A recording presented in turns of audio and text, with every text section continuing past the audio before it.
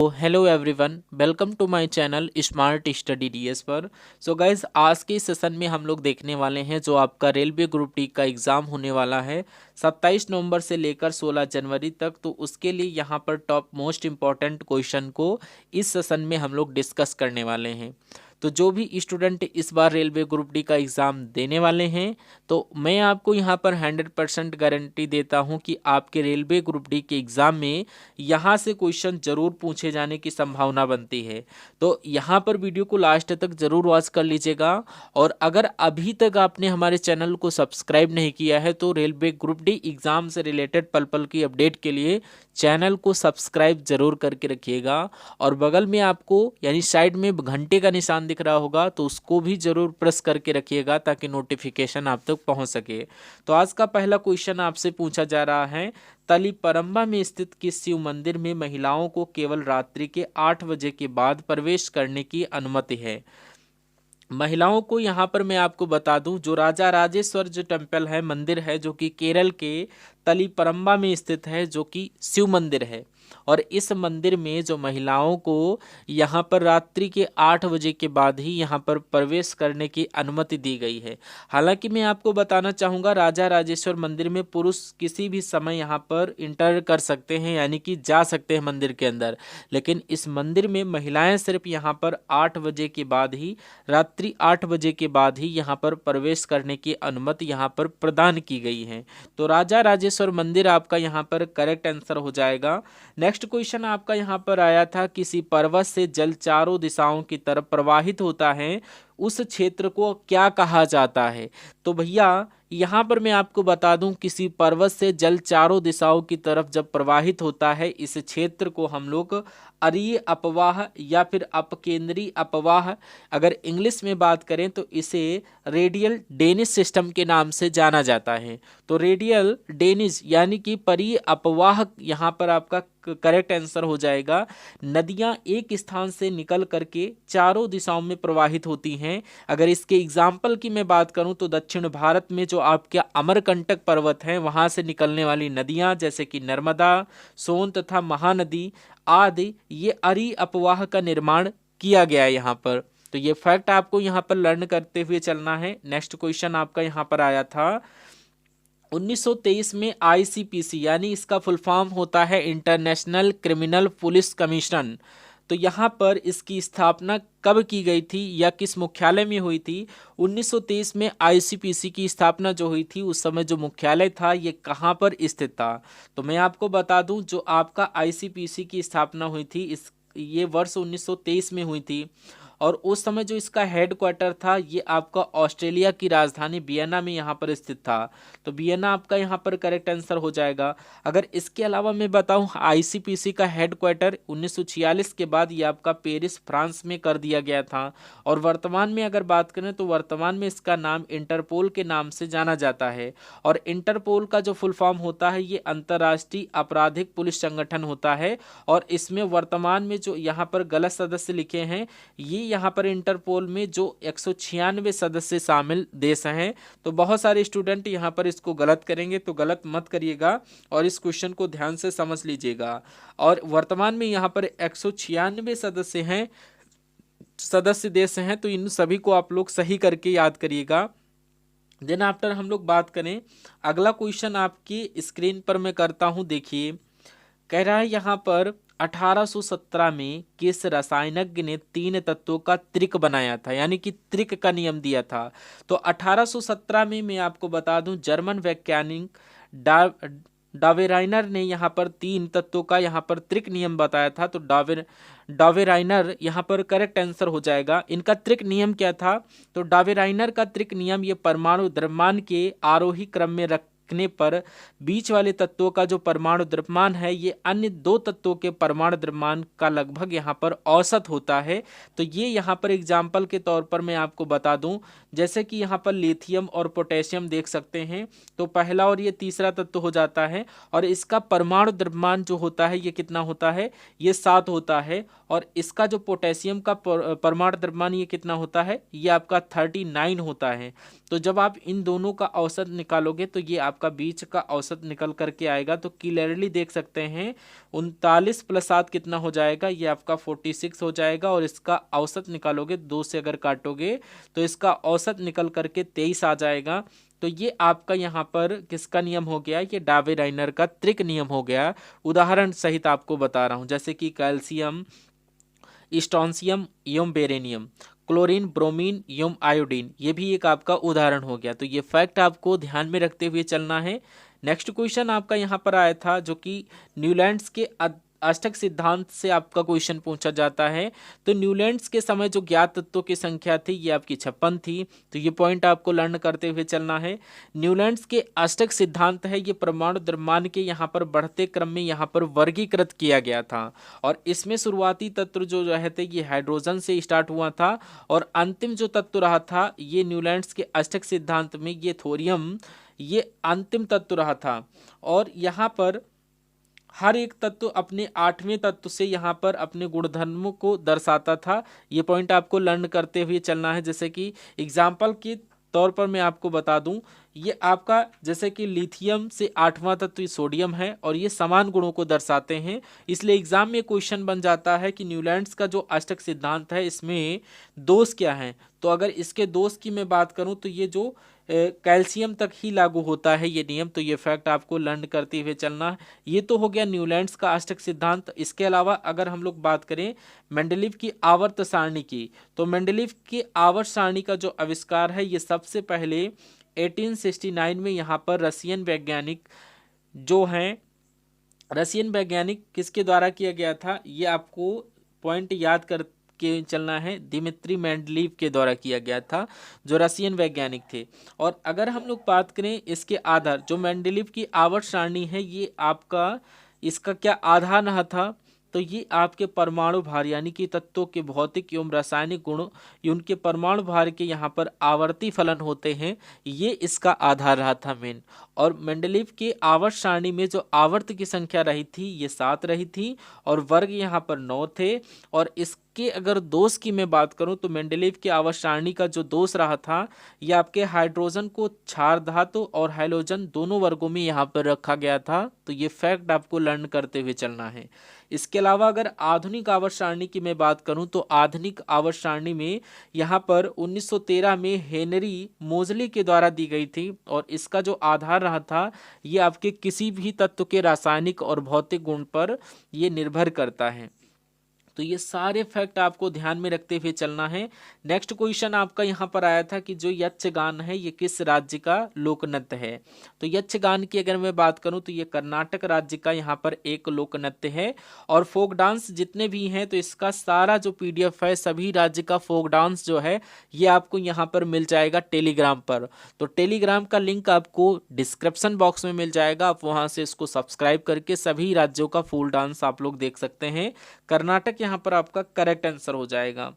अगला क्वेश्चन देखिए, कह रहा है रेड होल माइनिंग ये कहाँ पर की जाती है। तो ये आपका जो रेड होल माइनिंग है ये मेघालय में की जाती है और मेघालय में बेसिकली ये आपकी जोवाई व चेरापूंजी में की जाती है। तो मेघालय आपका यहाँ पर करेक्ट आंसर हो जाएगा।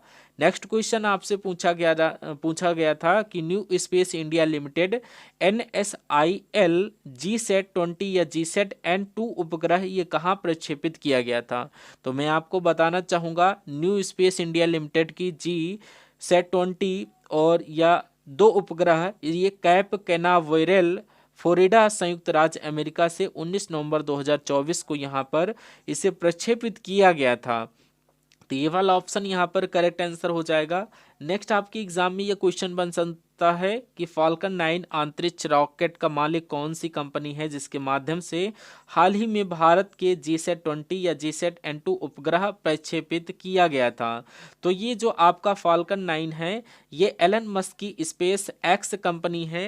एलन मस्क की यहाँ पर जो ये स्पेस कंपनी है ये करेक्ट आंसर हो जाएगा। और भारत का GSAT-20 या N2 उपग्रह है ये कहाँ से प्रक्षेपित किया गया था। तो अभी मैंने बताया था 19 नवंबर 2024 को ये आपके संयुक्त राज्य अमेरिका के फ्लोरिडा के कैप कैनावरल से यहाँ पर प्रक्षेपित किया गया था। तो ये सारे फैक्ट आपको ध्यान में रखना है।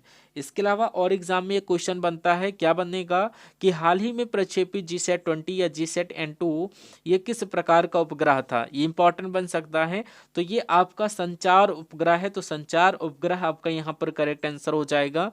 नेक्स्ट ये क्वेश्चन पूछा जा सकता है, हाल ही में प्रक्षेपित G20 या GSAT-N2 उपग्रह का निर्माण ये किसके द्वारा किया गया है। तो GSAT-20 या GSAT-N2 उपग्रह का जो निर्माण है ये इसरो यानी कि भारतीय अंतरिक्ष अनुसंधान संगठन द्वारा न्यू स्पेस इंडिया लिमिटेड के लिए यहाँ पर किया गया है। तो ये फैक्ट आपको यहाँ पर ध्यान रखना है। नेक्स्ट आपसे क्वेश्चन बनेगा कि भारतीय अंतरिक्ष अनुसंधान संगठन यानी कि इसरो की जो मार्केटिंग कंपनी है इसका नाम क्या है।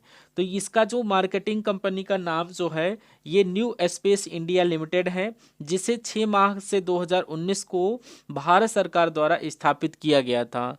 तो न्यू स्पेस इंडिया लिमिटेड आपका यहाँ पर करेक्ट आंसर हो जाएगा। नेक्स्ट क्वेश्चन आपका यहाँ पर आया था कि वनों उन्मूलन को रोकने के लिए किस पर्यावरणविद को शांति का नोबेल प्राइज दिया गया था।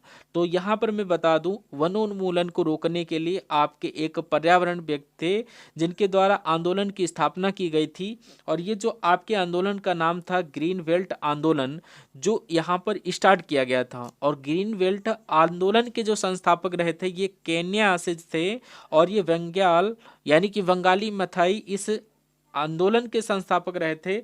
और ये पर्यावरणविद को शांति का नोबेल प्राइज दिया गया था। तो बंगाली मथाई ये आपका करेक्ट आंसर हो जाएगा। और बंगाली मथाई को यहाँ पर 2004 में वनोन्मूलन को रोकने के लिए इन्हें नोबेल पुरस्कार से यहाँ पर सम्मानित किया गया था। तो ये जो नोबेल पुरस्कार पाने वाले पहली अफ्रीकी महिला भी रही थी। तो ये सारे फैक्ट आपको यहाँ पर ध्यान में रखना है। नेक्स्ट आपसे ये क्वेश्चन पूछा जा रहा है, कैल्शियम ऑक्साइड का अन्य नाम क्या था या क्या है। तो कैल्शियम ऑक्साइड का अन्य नाम क्या है, ये अगर पूछे तो यहाँ पर क्विक लाइम यानी कि बिना बुझा हुआ चूना भी कहते हैं। अगर इसके फार्मूले की मैं बात करूं तो कैल्शियम ऑक्साइड का जो रासायनिक सूत्र होता है यानी कि CaO होता है। तो बिना बुझे हुए चूना यानी कि क्विक लाइम आपका करेक्ट आंसर हो सकता है। इसके अलावा एग्जाम में ये क्वेश्चन पूछ लेता है कि यहाँ पर लाइन वाटर यानी कि चूने के पानी का अन्य नाम क्या होता है। तो चूने के पानी का अन्य नाम यहाँ पर बुझा हुआ चूना होता है। और बुझा हुआ चूना का जो रासायनिक नाम है ये आपका कैल्शियम हाइड्रोक्साइड होता है। और इसका जो सूत्र होता है बुझा हुआ चूना या लाइम वाटर या चूने का पानी का जो सूत्र होता है ये आपका CaOH2 होता है, और इसे ही कैल्शियम हाइड्रोक्साइड कहा जाता है। तो ये फैक्ट आपको ध्यान में रख के चलना है। इसके अलावा अन्य अगर हम लोग यौगिक के सूत्रों की बात करें जहां से एग्जाम में क्वेश्चंस आ सकते हैं, जैसे कि साधारण नमक का जो सूत्र होता है ये NaCl होता है, जैसे सोडियम क्लोराइड जिसको बोलते हैं। बेकिंग सोडा का जो सूत्र होता है ये NaHCO3 होता है। धावन सोडा का जो सूत्र होता है Na2CO3.10H2O होता है। कास्टिक सोडा का जो सूत्र होता है NaOH यानी कि सोडियम हाइड्रोक्साइड होता है NaOH। सुहागा का जो आपके एग्जाम में क्वेश्चन पूछा जा सकता है वो कई बार पूछा भी गया है, ये Na2B4O7.10H2O होता है। फिटकरी का अगर सूत्र आपके एग्जाम में पूछे तो फिटकरी का जो सूत्र होता है K2SO4.L2SO4 का होल थ्राइस .24H2O होता है। और लाल दवा का सूत्र अगर पूछा जाए KMNO4 होता है। और कास्टिक पोटास का अगर पूछा जाए सूत्र तो KOH होता है, इंपॉर्टेंट है। और इसके अलावा सोरा का अगर सूत्र पूछा जाए तो KNO3 होता है। विरंजक चूर्ण का जो सूत्र होता है ये CaCOCl2 होता है। और जिप्सम का सूत्र आपके एग्जाम में पूछा जा सकता है ये आपका होता है CaSO4.2H2O होता है। प्लास्टर ऑफ पेरिस का जो सूत्र होता है CaSO4.5H2O होता है। चौक का सूत्र अगर आपसे पूछे तो CaCO3। और चूना पत्थर का अगर सूत्र पूछे तो CaCO3 होता है। संगमरमर का अगर सूत्र पूछे तो CaCO3 ही होता है। तो ये सारे फैक्ट आपको यहाँ पर ध्यान में रखते हुए चलना है। नेक्स्ट क्वेश्चन आपसे पूछा जा रहा, उस्ताद अहमद लाहौरी द्वारा डिजाइन 1983 में किसे यूनेस्को विरासत सूची में शामिल साइट में कौन सी है। ये यहाँ पर मैं बात करूँ तो जैसे कि ये आपका ताजमहल है, जैसे कि आपका उस्ताद अहमद लाहौरी के द्वारा डिजाइन किया गया था और इसे वर्ष 1983 में यहाँ पर यूनेस्को विश्व विरासत सूची में यहाँ पर इसको शामिल किया गया था। तो ताजमहल आपका यहाँ पर करेक्ट आंसर हो जाएगा। इसके अलावा मैं आपको बता दूं 1983 और अन्य जो आपके साइट्स जो होते हैं यूनेस्को की विश्व विरासत सूची में वो शामिल किए गए थे। जैसे कि यहाँ पर अन्य साइट्स की अगर मैं बात करूँ तो 1983 में आपके ताजमहल को शामिल किया गया था और जो जनता अजंता एलोरा और आगरा फोर्ट को भी यहाँ पर शामिल किया गया था। तो ये पॉइंट भी आपको ध्यान में रखते हुए चलना है। लेकिन प्रश्न में आपसे पूछा गया था उस्ताद अहमद लौरी के द्वारा डिजाइन किया गया ताजमहल यहाँ पर 1984 की, तो 1984 में यहाँ पर आपके सूर्य मंदिर और एक आपका महाबलीपुरम मॉन्यूमेंट्स है, इन दोनों को यहाँ पर 1984 में यूनेस्को विश्व विरासत सूची में यहाँ पर शामिल किया। इसके अलावा मानस वाइल्ड सेंचुरी, ये जो नेशनल पार्क हैं, ये तीनों नेशनल पार्क इन्हें 1985 में यूनेस्को के विश्व विरासत सूची में शामिल किया गया था। तो ये पॉइंट आपको ध्यान में रखना है। 1986 का एग्जाम में क्वेश्चन पूछा जाता है। 1986 में यहाँ पर गोवा के जो आपका कंजुराहो ग्रुप जो था इसमें इसको शामिल किया गया था। जो मॉन्यूमेंट्स थे, मोमेंट जिसको बोलते हैं, और group of moments of Fatehpur Sikri जो इसको शामिल किया गया था। और 1987 की अगर मैं बात करूं जो आपका पडेक्कल कर्नाटक जो में स्थित है, इस मोमेंट को शामिल किया गया था।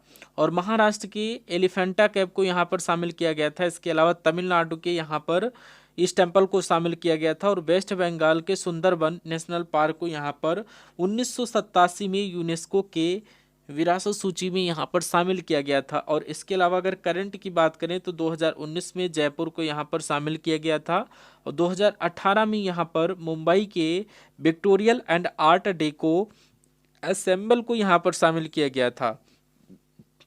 अगला क्वेश्चन देखिए यहाँ पर आपकी स्क्रीन पर। एग्जाम में ये क्वेश्चन पूछा जाता है कि हाल ही में जो आपका नई दिल्ली में 46वां जो सत्र विश्व विरासत समिति का जो सत्र हुआ है, इसके दौरान यूनेस्को की विश्व विरासत सूची में कितने नए विरासत स्थल जोड़े गए हैं। और ये क्वेश्चन मैं आपको बता दूं आरपीएफ एसआई का एग्जाम हुआ था, उसमें ये आपका प्रश्न पूछा गया था। तो मैं आपको बता दूं 46वां यूनेस्को विश्व विरासत समिति का जो बैठक है ये नई दिल्ली में आयोजित किया गया था और इसमें यूनेस्को के विश्व विरासत सूची में यहाँ पर 24 स्थल को यहाँ पर जोड़ा गया था, जिनमें से 19 सांस्कृतिक और श्रेणी में 4 प्राकृतिक और 1 मिश्रित श्रेणी में यहाँ पर नए विरासत स्थल को यहाँ पर जोड़ा गया था। तो ये वाला ऑप्शन आपका करेक्ट आंसर हो जाएगा। इसके अलावा एग्जाम में ये क्वेश्चन पूछा जाता है यूनेस्को विश्व विरासत सूची में किस देश की विरासत स्थल जो हैं ये सबसे अधिक हैं। तो यहाँ पर इटली में 60 साइट हैं और इसके बाद चीन का नंबर आता है जो कि 59 साइट्स हैं। और भारत में अगर बात करें तो यहाँ पर 43 साइट हैं। हालांकि जो आपकी वर्तमान में तो नहीं, लेकिन जुलाई में ये क्वेश्चन पूछा गया था, जुलाई 2024 का यहाँ पर यूनेस्को विश्व विरासत सूची में ये आपके 43 साहित्य थे जो साइटें थी। तो आप कमेंट में बताइए कि वर्तमान में यूनेस्को विश्व विरासत सूची में भारत के कितने साइट्स हैं, ये आप कमेंट करके जरूर जवाब दीजिएगा। और इसके अलावा आरपीएफ एसआई में क्वेश्चन बना था यूनेस्को विश्व विरासत समिति में 46वें सत्र के समापन समारोह को किसने संबोधित किया था। तो केंद्रीय सांस्कृतिक और पर्यटन मंत्री गजेंद्र सिंह शेखावत इस समारोह को संबोधित किए थे। तो ये फैक्ट आपको लर्न करते हुए चलना है। और इसके अलावा यूनेस्को की अगर मैं बात करूं, इसका फुल फॉर्म जो होता है ये क्या होता है, United Nations Educational Scientific and Cultural Organization होता है। तो इसका फुल फॉर्म भी आपको लर्न करते हुए चलना है। और अगर बात करें इसकी स्थापना कब हुई थी, तो ये यूनेस्को की स्थापना जो है ये 16 नवंबर 1945 को हुई थी। और इसमें वर्तमान में सदस्य देश कितने हैं, वर्तमान में यहाँ पर सदस्य देश 194 सदस्य देश हैं। और यूनेस्को का जो उद्देश्य है मुख्य, ये आपकी शिक्षा के माध्यम से और सांस्कृतिक विरासत और सभी संस्कृतियों की समान गरिमा को बढ़ावा देकर विश्व में शांति स्थापित करने का काम करता है। और इसका जो ये आपका उद्देश्य है और यूनेस्को की अगर मैं मुख्यालय की बात करूं तो ये आपका पेरिस यानी कि जो फ्रांस में है, और इसके वर्तमान में महानिदेशक ये फ्रांस के यहाँ पर आंद्रे अजूले हैं। तो ये सारे फैक्ट आपको ध्यान में रखते हुए चलना। इसके अलावा यहाँ पर प्रीवियस एग्जाम में ये क्वेश्चन ये बना था कि विश्व धरोहर समिति 46वीं बैठक ये किस महीने में आयोजित की गई थी, एग्जैक्ट महीना आपसे पूछ लिया गया था। तो 46वीं जो बैठक है ये आपकी 21 जुलाई से 2024 तक ये नई दिल्ली में आयोजित की गई थी, और इसी बैठक में चर्चा किए गए भारत के 43वां जो विश्व धरोहर शामिल किया गया था। और भारत का जो विश्व धरोहर है 43वां ये कौन सा है, ये असम के चराई देव में ये आपका जो मोइदम अहोम राजवंश की जो टीले वाली दफन प्रणाली को भारत की 43वीं विश्व धरोहर संपत्ति के रूप में अंकित किया गया था। तो इसको यहाँ पर शामिल किया गया था। तो ये सारे फैक्ट आपको ध्यान में रखना है। अगला क्वेश्चन आपसे ये पूछा गया था कि कौन सा वीडियो फॉर्मेट ये आपका नहीं है।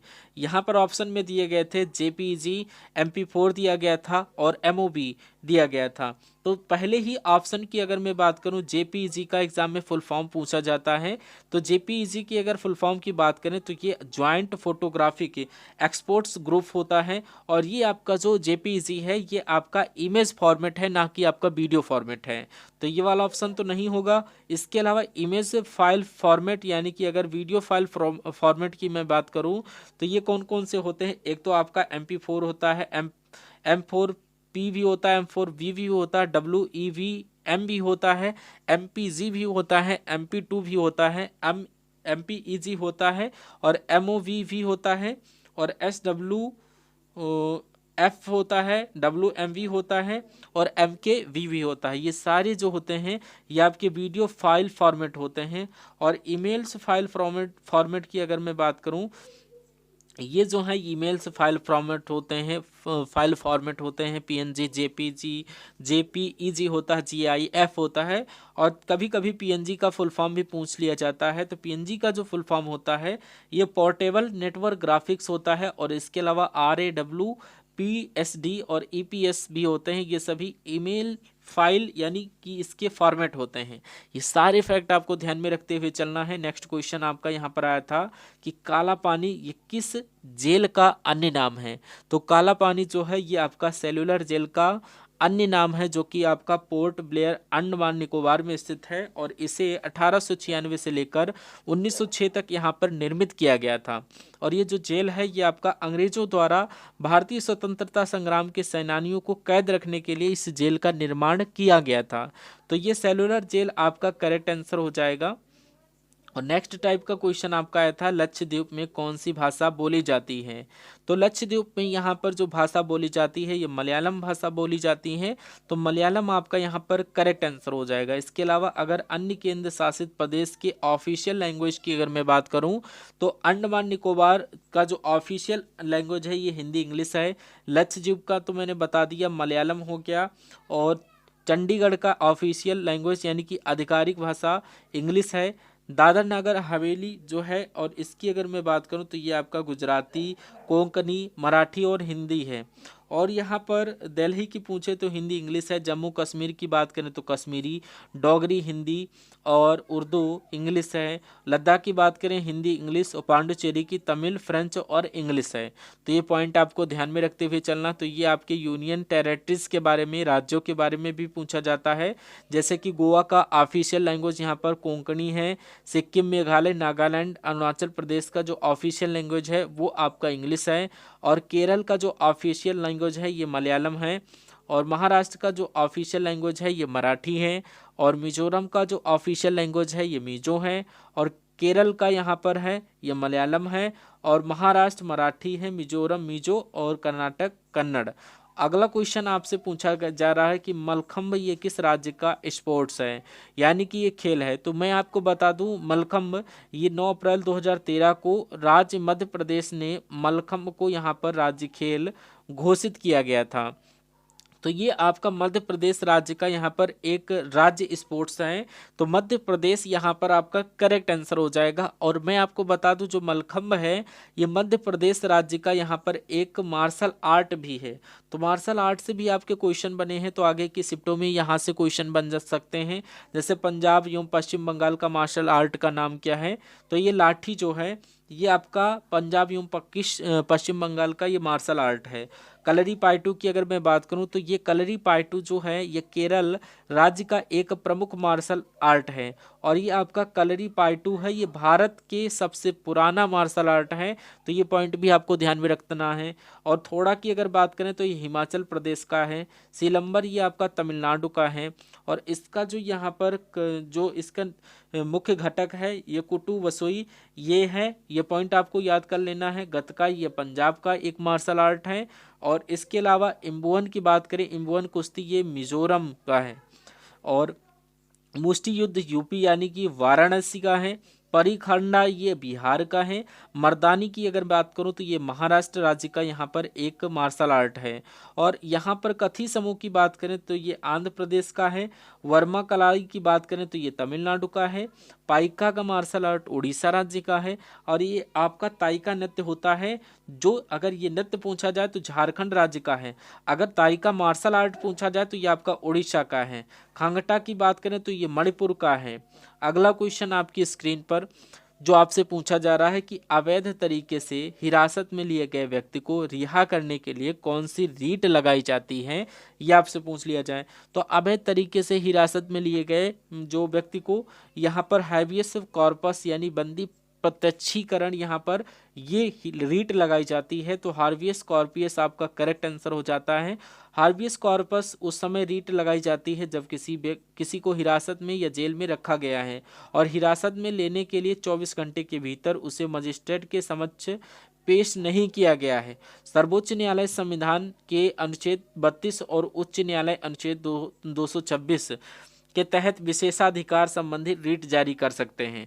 जो सर्वोच्च न्यायालय होता है ये संविधान के अनुच्छेद 32 के तहत रेट जारी करते हैं और उच्च न्यायालय 226 के तहत यहाँ पर रेट जारी करने का प्रावधान करते हैं और ये प्रावधान दिया भी गया है। तो ये पॉइंट आपको लर्न करना है। और मेघालय द्वारा जो यहाँ पर न्यायालय के द्वारा जो रेट जारी करने के लिए यहाँ पर 5 प्रकार के रेट का प्रावधान है, ये आपके न्यायालय को दिया गया है। और वो 5 प्रकार के रेट कौन कौन से हैं देखिए। पहले तो आपका हैबियस कॉर्पस जो कि हिंदी में नाम है ये बंदी प्रत्यक्षीकरण होता है। सेकंड नाम का यहाँ पर मेंडमस जो कि परमादेश होता है। थर्ड आपका यहाँ पर सेटियोरिया यानी कि उत्प्रेषण है। और फोर्थ निषेधाज्ञा यानी कि यहाँ पर पायोवरंटो अधिकार पेशा। तो ये 5 प्रकार के रेट आपके जारी करने के प्रावधान दिए गए हैं। तो ये सारे फैक्ट आपको यहाँ पर ध्यान रखते हुए चलना है। अगला टाइप का क्वेश्चन है 1909 में महात्मा गांधी ने कौन सी पुस्तक में लिखा था कि अगर भारत अंग्रेजों का साथ न देता तो ब्रिटिश शासन खत्म हो जाएगा। तो देखिए मैं आपको बता दूं 1909 में जो आपका हिंद स्वराज यानी कि इंडियन होम रूल जो पुस्तक है ये महात्मा गांधी के द्वारा लिखी गई थी। और इसी पुस्तक में महात्मा गांधी जी ने लिखा था कि अगर भारतीय अंग्रेजों का अगर साथ नहीं देते तो ब्रिटिश शासन अब तक खत्म हो जाता। तो हिंद स्वराज आपका करेक्ट आंसर हो जाता। नेक्स्ट आपका क्वेश्चन आया था कि दक्षिण अफ्रीका से आने के बाद गांधी जी ने किस यूनिवर्सिटी के ओपनिंग सेरेमनी में स्पीच दिए थे।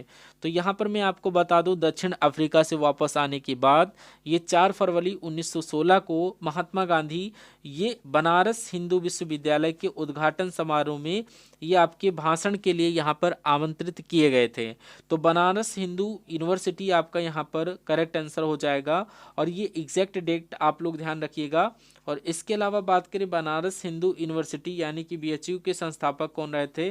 तो देखिए बीएचयू के संस्थापक जो रहे थे एक तो मदन मोहन मालवीय जी रहे थे और एनी बेसेंट रहे थी, रामेश्वर सिंह रहे थे और सुंदरलाल रहे थे। तो ये बीएचयू के यहाँ पर संस्थापक हैं। तो ये फैक्ट आपको लर्न करते हुए चलना है। नेक्स्ट आपसे क्वेश्चन पूछा गया था कि भारत में यूनाइटेड नेशंस इन्वायरमेंट प्रोग्राम यानी कि यूएनईपी का हेड ऑफिस जो है ये कहाँ पर स्थित है। तो भारत में यूएनईपी का हेड ऑफिस है ये आपका नई दिल्ली में स्थित है। तो नई दिल्ली आपका करेक्ट आंसर हो जाएगा। इसके अलावा अगर बात करें यूएनईपी का मुख्यालय ये कहाँ पर स्थित है तो ये आपका कीनिया के नैरोबी में स्थित है और कभी कभी में ये आपसे पूछा जाता है इसका फुल फॉर्म। तो यूएनईपी का फुल फॉर्म जो होता है यूनाइटेड नेशंस इन्वायरमेंट प्रोग्राम होता है। तो ये सारे फैक्ट आपको यहाँ पर ध्यान में रखते हुए चलना है। नेक्स्ट आपसे क्वेश्चन पूछा जाएगा कि a scale for measuring hydrogen ion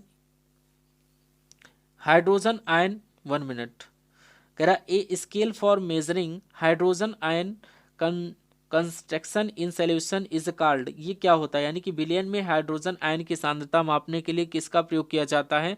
option में OH, BD, pH और हाइड्रोजन पैमाना दिया गया था। तो विलयन में हाइड्रोजन आयन की सांद्रता मापने के लिए pH स्केल का यहाँ पर यूज किया जाता है। तो pH स्केल आपका यहाँ पर करेक्ट आंसर हो जाएगा। नेक्स्ट टाइप का क्वेश्चन यहाँ पर आया था कि भारत में प्रथम क्रिकेट क्लब, इसकी स्थापना यहाँ पर कब की गई थी। तो भारत में जो पहला क्रिकेट क्लब रहा था ये कलकत्ता क्रिकेट क्लब रहा था। और कलकत्ता क्रिकेट क्लब की स्थापना जो है ये 1792 में किया गया था। तो 1792 आपका यहाँ पर करेक्ट आंसर हो जाएगा। तो ये तो आपका हो गया भारत का। अगर विश्व में पूछा जाए कि दुनिया का पहला क्रिकेट क्लब कौन सा है, ये कहाँ और कब स्थापित किया गया था, तो ये आपका 1760 के दशक में यहाँ पर हैम्बल्डन में ये आपका स्थापित किया गया था। तो ये पॉइंट भी आपको ध्यान में रखना है। और विश्व प्रसिद्ध जो आपका MCC है क्रिकेट जो है, ये जो क्रिकेट है मैरी लेबोन, इसकी स्थापना कब की गई थी, ये 1787 में की गई थी। ये आपको सारे पॉइंट लर्न करते हुए चलना है। नेक्स्ट आपका क्वेश्चन आया था कि सन माइक्रो सिस्टम जिसे 2009 में ओरेकल कॉर्पोरेशन ने अधिकृत कर लिया था और इसकी जो संस्थापक जो हैं ये कौन रहे थे। तो जो मैं आपको बता दूं इसके जो संस्थापक हैं ये यहाँ पर स्कॉटी मैकनेली रही थी और विनोद कोसला रहे थे, एंडे रहे थे, बिल जॉयर रहे थे। और भारत में अगर आपसे पूछा जाए तो भारत में यहाँ पर विनोद खोसला रहे थे। तो विनोद खोसला आपके करेक्ट आंसर हो जाएगा। और ये आपका माइक्रो सिस्टम है, इसे 2009 में ओरेकल कॉर्पोरेशन के द्वारा अधिकृत कर लिया गया था। लेकिन अगर इसकी स्थापना दिवस की मैं बात करूं तो 1982 में स्थापित किया गया था। तो ये फैक्ट भी आपको लर्न करते हुए चलना है। एक क्वेश्चन ट्रेन से देखने को मिला था कि लुम्बिनी, बोधगया, वाराणसी, कुशीनगर बौद्ध स्थलों की यात्रा करने के लिए IRCTC की कौन सी टूरिस्ट ट्रेन संचालित है, ये आपसे क्वेश्चन पूछा गया था। तो लुम्बिनी, बोधगया, वाराणसी और कुशीनगर जैसे यहाँ पर सिटीज़ की यात्रा करने के लिए महापरिनिर्वाण एक्सप्रेस ये आपकी संचालित की गई थी। महापरिनिर्वाण एक्सप्रेस आपका करेक्ट आंसर हो जाएगा। और ये लॉन्च कब किया गया था, तो IRCTC के द्वारा यहाँ पर 28 मार्च 2007 को इसे लॉन्च किया गया था। और कभी कभी एग्जाम में IRCTC का एग्जाम जो है फुल फॉर्म पूछा जाता है। तो ये आपका Indian railway catering and tourism corporation होता है। ये पॉइंट भी आपको लर्न करते हुए चलना है।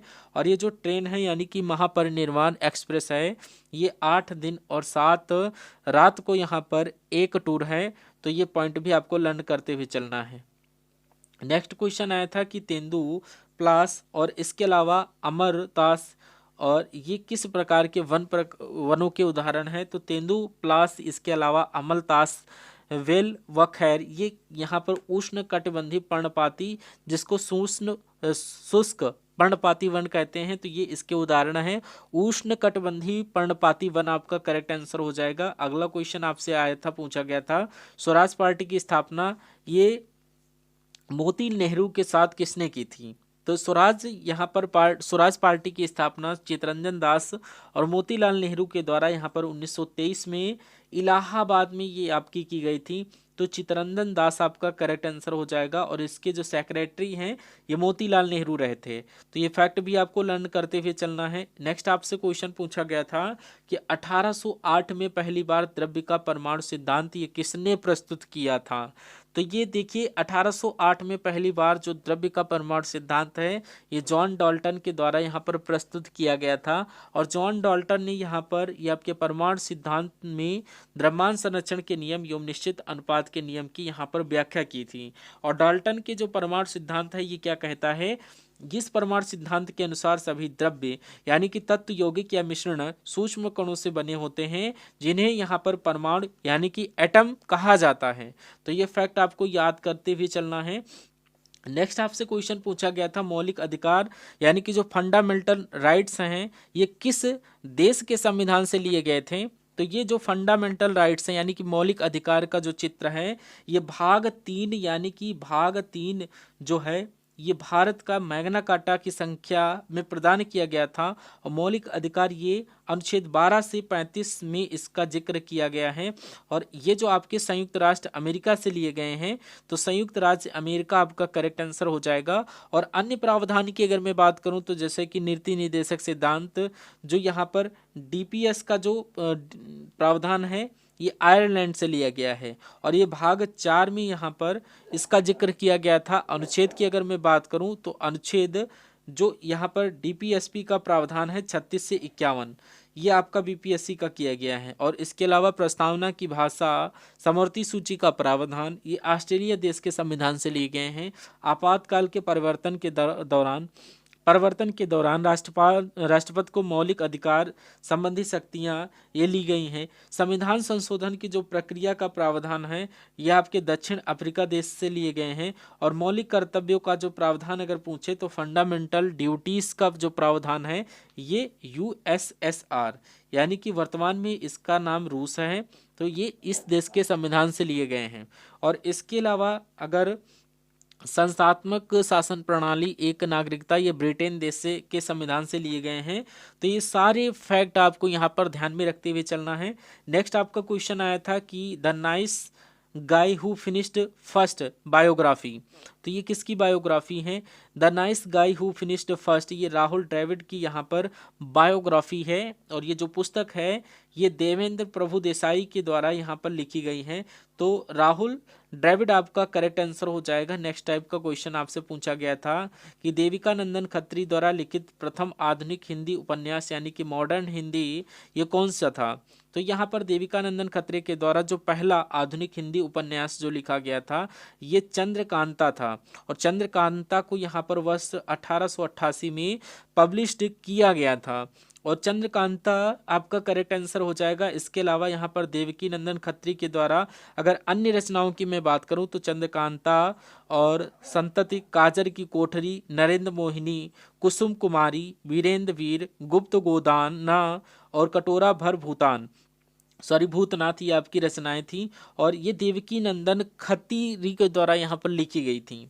और ये सारे फैक्ट आपको यहाँ पर ध्यान में रखना है। नेक्स्ट आपसे क्वेश्चन पूछा गया था कि दलितों चाहे पिछड़े वर्गों के लिए 1930 में किसने पृथक निर्वाचन की मांग की थी? तो यहाँ पर किसने पृथक निर्वाचन की मांग की थी? तो दलितों या पिछड़े वर्गों के लिए यहाँ पर 1930 में भीमराव अंबेडकर के द्वारा ये आपके पृथक निर्वाचन की मांग की गई थी। तो भीमराव अंबेडकर आपका यहाँ पर करेक्ट आंसर हो जाएगा। इसके अलावा एक पूना समझौता से पूछा जाता है एग्जाम में। तो ये जो पूना समझौता है ये भीमराव अंबेडकर एवं महात्मा गांधी के मध्य पुणे की यरवदा सेंट्रल जेल में 24 सितंबर 1932 में हुई थी जो ये समझौता हुआ था। और इस पुणे समझौते में दलित वर्गों के लिए पृथक निर्वाचन मंडल को समाप्त कर दिया गया था। और दलित वर्गों के लिए यहाँ पर आरक्षित सीटों की संख्या जो कि प्रांतीय विधानमंडलों में 71 से बढ़ा करके 147 और केंद्रीय विधायिका में कुल सीटों की 18% कर दी गई थी। तो ये फैक्ट भी आपको ध्यान में रखना है। नेक्स्ट क्वेश्चन आपसे यहाँ पर पूछा गया था कि कौन कैबिनेट मंत्री नहीं होता है, ये क्वेश्चन पूछा गया था। तो जहाँ पर ऑप्शन में यहाँ पर ऑप्शन ए में कानून मंत्री, ऑप्शन बी में यहाँ पर राज्य मंत्री और ऑप्शन सी में गृह मंत्री, ऑप्शन डी में विदेश मंत्री। तो यहाँ पर राज्य मंत्री आपका correct answer option number B इनमें से हो जाता है करेक्ट आंसर। ठीक है, ये कैबिनेट मंत्री नहीं होते हैं तो ऑप्शन बी आपका यहाँ पर राज्य मंत्री करेक्ट आंसर हो जाएगा। नेक्स्ट क्वेश्चन कह रहा है राष्ट्रीय जलमार्ग 2 किस नदी से गुजरता है? यानी कि नेशनल वाटरवे ये किस नदी से होकर गुजरता है? तो नेशनल वाटरवे 2 ये ब्रह्मपुत्र नदी से होकर गुजरता है। तो ब्रह्मपुत्र नदी आपका करेक्ट आंसर हो जाएगा। और ये जो राष्ट्रीय जलमार्ग उद्योग है ये बांग्लादेश के ये आपके नियर स्थित है जो कि यहाँ पर डुबरी और सडिया असम में स्थित है। ये पॉइंट आपको याद कर लेना है। नेशनल वाटरवे 1 अगर इसकी बात करें तो ये प्रयागराज से हल्दिया तक स्थित है। और ये आपका किस नदी से गुजरता है? तो ये राष्ट्रीय जलमार्ग संख्या 1 ये आपका गंगा, भागीरथी और हुगली नदी से होकर गुजरता है।